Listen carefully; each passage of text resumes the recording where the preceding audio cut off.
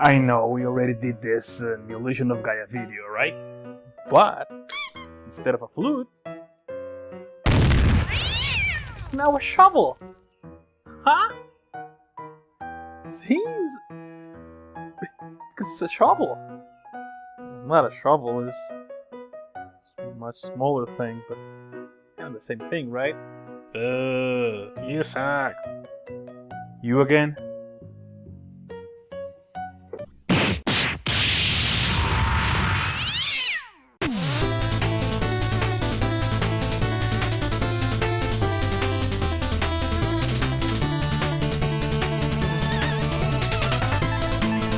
So I want to make this video with a different format. Instead of going through my normal story, presentation, gameplay, and conclusion sections, this one will not be separated into different sections.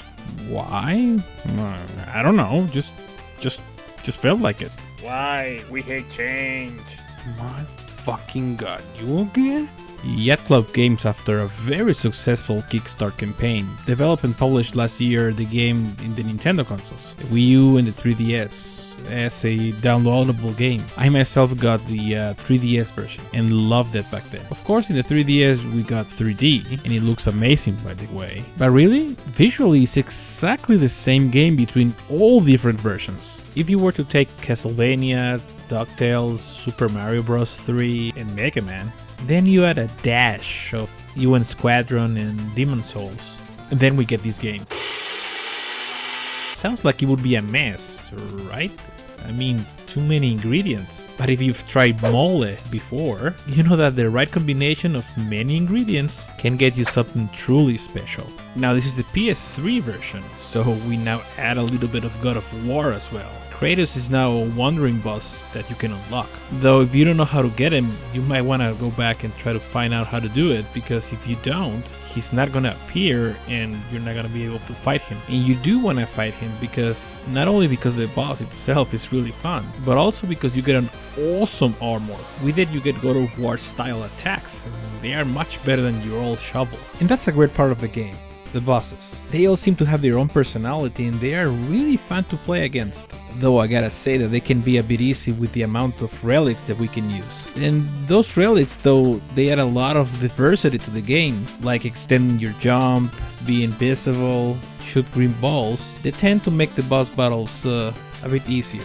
The music and graphics nails the retro feel, but with all the conveniences of modern gaming. The soundtrack is nothing short of amazing. Jake Kaufman and Manami Matsumae made an amazing job for this for sure. This is the way to make an old school game in the modern era. Even the story. I know that the twist at the end you saw coming a mile away, but the final battle really got my blood pumping. And I love the ending and everything that was leading into it. It was just perfect. The controls are spot on and super responsive, although I do prefer the Nintendo's D-pad versus the Sony one. The level design is great and imaginative, giving chance for hidden paths to get loot and great platform opportunities. As a retro style game, this can be as hard as the games are inspired from, but this is mostly when we get to the Game Plus mode version of the game. Now instead of lots of checkpoints, we only get 2, and there's no more chicken for health anymore. Yes, you already have all the relics, health and magic, but it's truly harder. It's not unfair, of course. Every single time you die, it's because of your own fault. Fuck! Fuck! Fuck! No, fuck! Oh, okay, suck balls. A lot of us in this game came from the fact that the game is very short, and it is. But when it's compared to its inspiration, it's a longer game, and with the Game Plus mode it's even longer. And besides, to me it's all about the quality, not the quantity. This is a $15 game, $13.5 if you're a Plus member. For that money, this game is well worth it.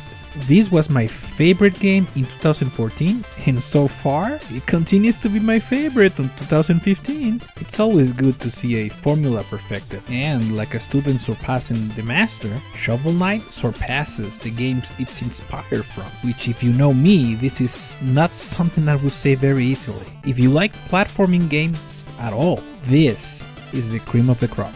So, thanks for watching Gokado's Retro Reviews, and hasta la próxima.